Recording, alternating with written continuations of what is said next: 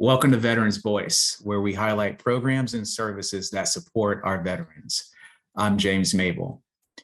Military service provides a wide range of skills that can be applied to civilian careers after transitioning out of the military. But sometimes it's difficult to translate your experience for that new audience. We're joined by Jeffrey McZeal, Employment Coordinator for NextOp. Jeffrey, welcome to the show. Thank you for having me. Glad to be here. Excellent. So, Jeffrey, can you provide us with an overview of NextOp's mission? Yeah, NextOp's mission is to be that bridge between active duty service members transitioning back into civilian life, and also for those veterans who have already transitioned to get meaningful employment on the civilian side. That's the main part of the mission right there. And thank you. So NextOp provides professional services and they're free of charge. Can you explain some of the services that you offer? Absolutely. So we work in a three-phase process. Phase number one is what we call recruiting. It's not like the recruiting that veterans experience when first going to MEMP station and swearing in. It's not like that. Our recruitment is when we have that very initial communication with the veteran after they do like a small intake. So phase two is what we call development. And development is when we look at their resumes and then we do any type of refinement that we need to do to make sure their resumes are professional and what we like to call industry ready. The second part of the development phase is talking about interview preparation. Because, there's no need in taking the time to develop a professional resume and then bomb out on the interview, right? So we go through those two pieces in the second phase. And the third phase is basically what we call placement. So placement is where they're out interviewing, talking about jobs and how they link up with companies. So on the street, we just call it getting a job. But they're actually out there interviewing and getting those offer letters together. So that's how we really link it to one of the professional services. And also we work exclusively with what we call corporate partners, which is over 100 different companies with various industries. I could go on and on different companies, but I have a personal contact in all these companies that have partnered with NextOp. They send us their job postings and we keep those postings in our own little database, right? So when we have a veteran that intakes, we know what their career interests are and what they're trying to do. And we also have these companies that we already have these relationships with to kind of match them to what we call meaningful employment. So that's one of the niches to this organization that a lot of other, I guess you could say, veteran aiding organizations or agencies don't really do. So it works well to connect them with meaningful careers and career paths. Yeah. Oh, well, that's excellent. I know our veterans definitely need assistance with employment, and it sounds like you have that specific service for them. Now, specifically, you target those who are E3 through E7 and the post 9/11 population. Can you explain why you target those populations specifically? Yeah, the reason that they are our target population is because 80% of the veterans that are transitioning out of active duty is a high number.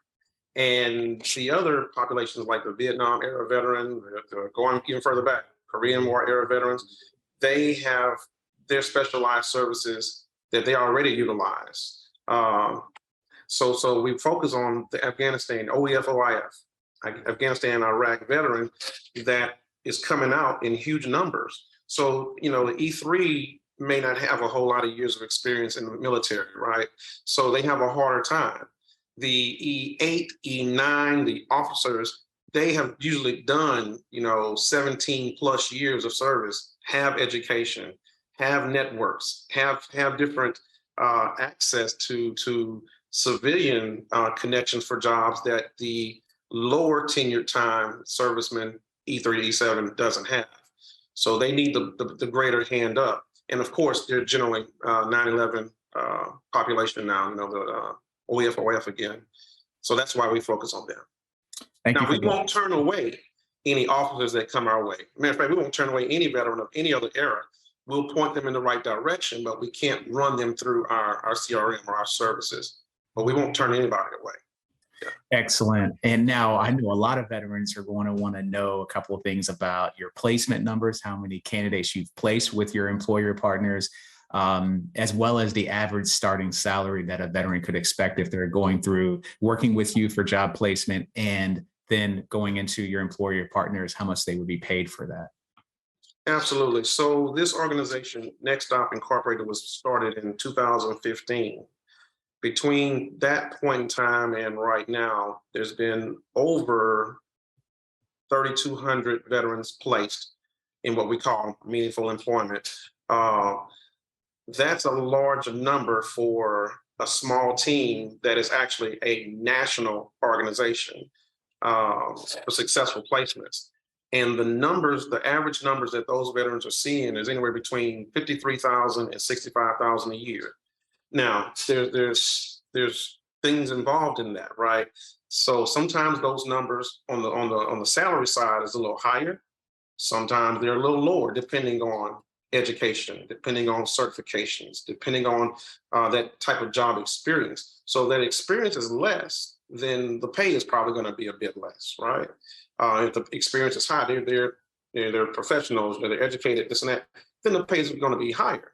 So again, with all the industries and all the companies we work with, all of that is available from, say, 35,000 to 100 and almost 200,000 a year, just depending on where that veteran is when we meet them in their own KSAs, knowledge, skills, and abilities, basically. Excellent.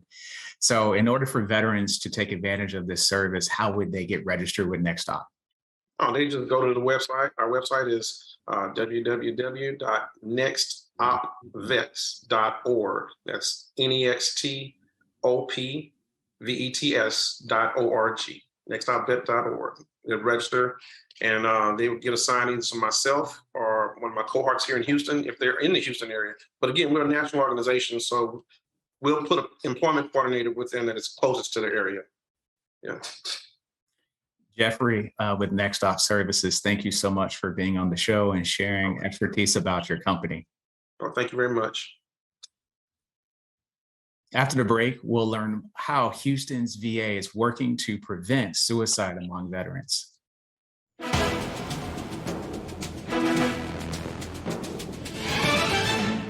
What does moving forward look like? Houston Community College has hundreds of choices. Small class sizes and personalized support to help you do just that. Enroll today for spring classes and frame your future with HCC. For more than a year, we have kept you informed with more than 500 remote episodes. But now we're back, bigger and better with more news and more guests.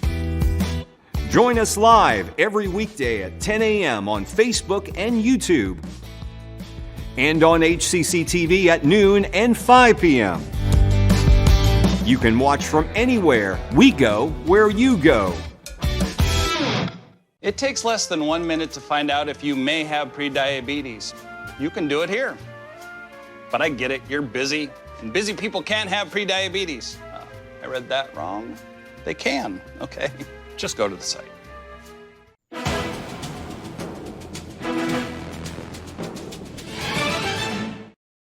Welcome back to Veterans Voice.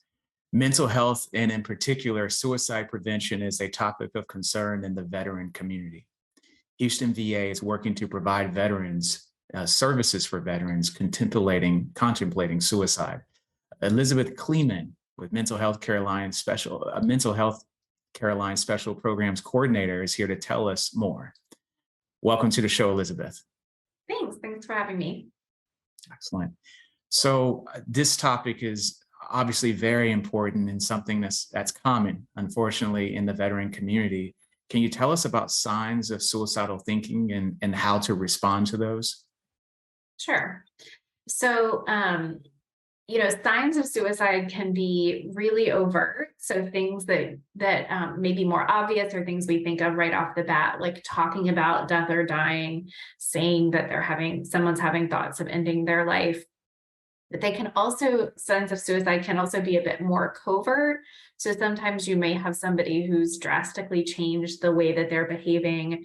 Maybe they're engaging in more risk-taking behavior, like driving quickly on the freeway, not wearing a seatbelt, kind of not being concerned about their safety, maybe increased use of drugs or alcohol, increased signs of depression or anxiety or agitation, withdrawing from friends and family, those types of things. For someone recognizing some of these signs, what are ways to get connected to care, including possible virtual options? Oh, that's a really great question. I think I actually want to back up 1 second. So one of the things that I think is important for us to realize as a community is that sometimes we have the misperception that the only person who can ask if someone is suicidal or someone is struggling with thoughts of ending their life is that they have to be a mental health clinician, or they have to be someone who's trained to ask those questions. And really something so important to us in the suicide prevention world and at VA is equipping the community and people around veterans to feel comfortable enough to ask the question, are you thinking about suicide? Are you thinking about hurting yourself? We want people to feel maybe not comfortable, but equipped to do that, and then to know what to do with that information. So knowing what the signs are for suicide, knowing that it's important to openly ask that question in a really honest way that doesn't leave people feeling confused or maybe uncomfortable, but just asking straight away, are you having thoughts of suicide? Appreciating people's willingness to be honest, because really sometimes people are not necessarily comfortable disclosing that information, or they've been kind of beating around the bush about it a bit because they don't know if the people that love them and care about them, or just in their presence in general, will be able to tolerate the answer. So just appreciating somebody's willingness and open, honest answers. And then lastly, which is the question you asked me, is that connection to care. So I always, when I'm talking about suicide and helping people feel more comfortable with suicide prevention efforts in general, just want people to know that the right thing is to stay with the veteran, be grateful that they were honest. And then even if you don't know exactly what to do, you can say, you know what, I'm not sure what to do right now, but I'm going to stick with you and we're going to figure it out together. So you don't have to have a really sophisticated answer or a medical degree or even a license. You can help anybody who's struggling. So what does that look like? That looks like literally taking someone into an ER if you need to. It may look like calling 911, depending upon how emergent or urgent the situation is, but it also can look like calling the crisis line with somebody. So you can see I'm sort of always promoting the crisis line in my virtual interactions and even my not virtual interactions.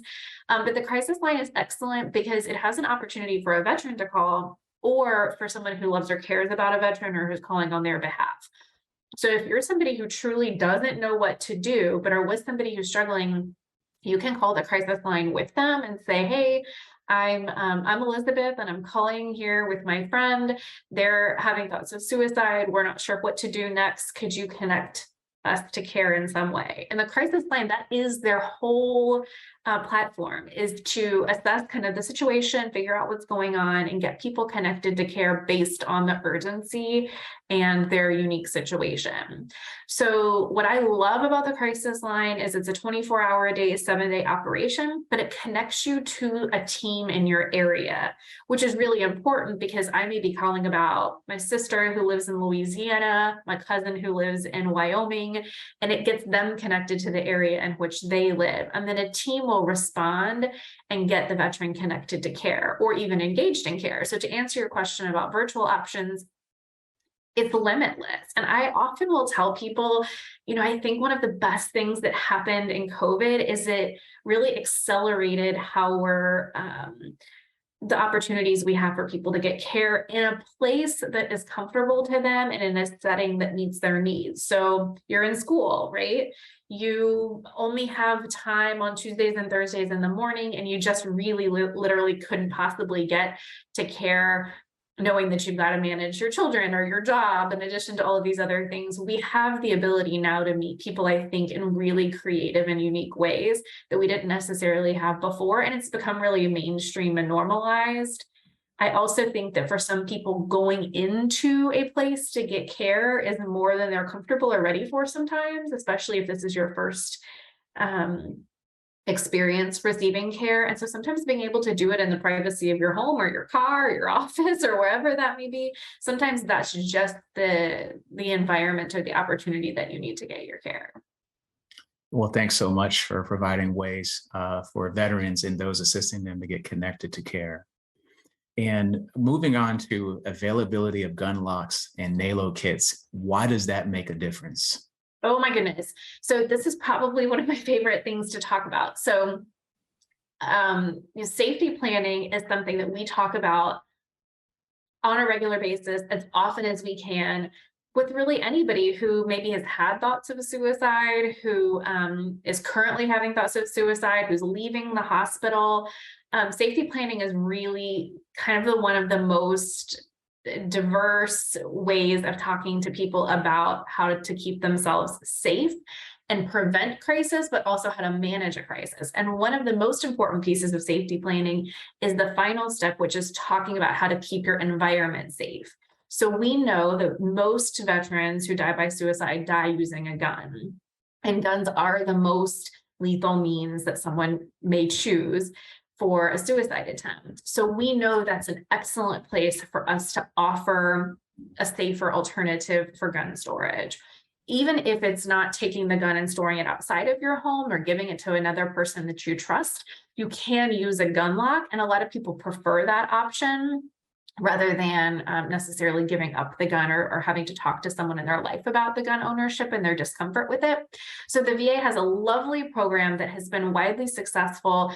And that's a free gun lock option. So we will offer veterans guns. They can come gun locks. They can come pick them up at the hospital. We can mail them to people. We have equipped many of our community partners with gun locks to give out to their veterans that they serve, because we know that not all veterans come to the VA. So we want this to be an accessible option for people.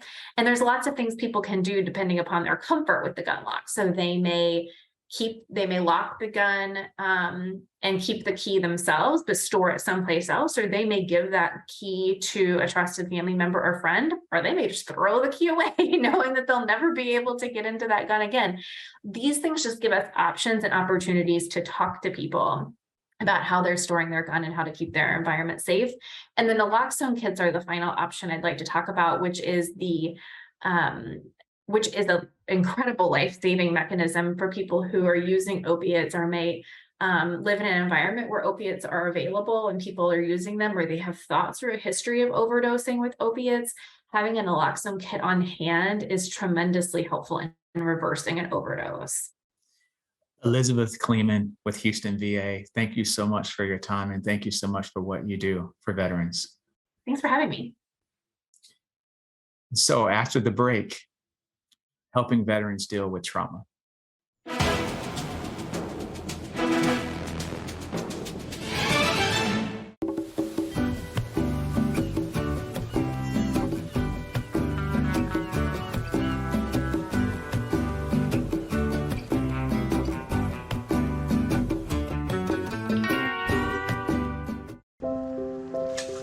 I want to eat apples and bananas. I need to eat apples and bananas. Why can't I eat apples and bananas? Support the Feeding America nationwide network of food banks to help provide meals to those in need. Join us at feedingamerica.org.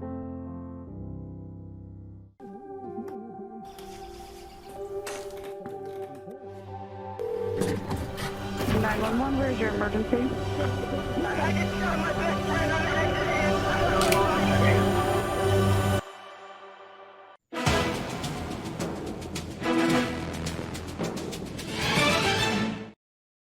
Welcome back to Veterans Voice. As we discovered in our last segment, veterans can often deal with deep trauma. Wounded Warrior Project helps veterans deal with both physical and emotional trauma and create a better life. LaShonda Johnson, peer leader specialist, is here with more. LaShonda, welcome to the show. Thank you. Thank you for having me. Tell us a little bit about your life before the military and your experience serving. A little bit before the military about my life, I had no clue of what I was doing or where I was going in life, the walk of life the path that I was going. I decided at the last minute after losing a basketball scholarship that I wanted to go to the military and I wanted to do something hard. And I chose the Marines out of everything. End up going into the Marines and having different experiences while in the Marines, my 13 years, from the different promotions to the different trauma that I dealt with. And when I say trauma, the unspoken things that happened to me, not knowing if I would ever discuss those things as far as losing a family member, my daughter's dad, who was killed in action, to even just dealing with everyday life, being a woman in charge, just different things. And I had to shape myself, preparing myself to get out after dealing with those things. And Wounded Warrior Project was there to assist me. And when they assisted me, it started off from the walk of losing my daughter's dad and just the care network that was there to present and help me to deal with the different traumas in the peer support groups and the different Project Odysseys. The Warrior Care Network, let me go back and explain that. That's basically an intensive outpatient assistance. And this is before I knew that I wanted to go and get help. They led me in the right direction to receive the help that I needed. The Project Odysseys were basically a program that follows you for 12 weeks. And they assisted me in just getting out in the world again, because I was in a box after the military where I didn't want to be involved. I didn't want any help. They gave me that voice. They allowed me to speak on the problems, to eventually starting a peer support group, but meeting those who dealt with kind of similar situations that I dealt with, who never had a voice and decided to speak on it. Those were the things that I dealt with. And what was your experience transitioning out of the military and starting life in the civilian world? After the military, like I stated, it was hard to discuss the problems that I dealt with in the military. I didn't want anyone to feel sorry for me, didn't want anyone to even know what I went through. It was never about me, it was about everybody else. And I had to eventually deal with the things that I was trying to put away and open up. And it was very hard until, like I stated earlier, I got involved with those different programs with Wounded Warrior Project.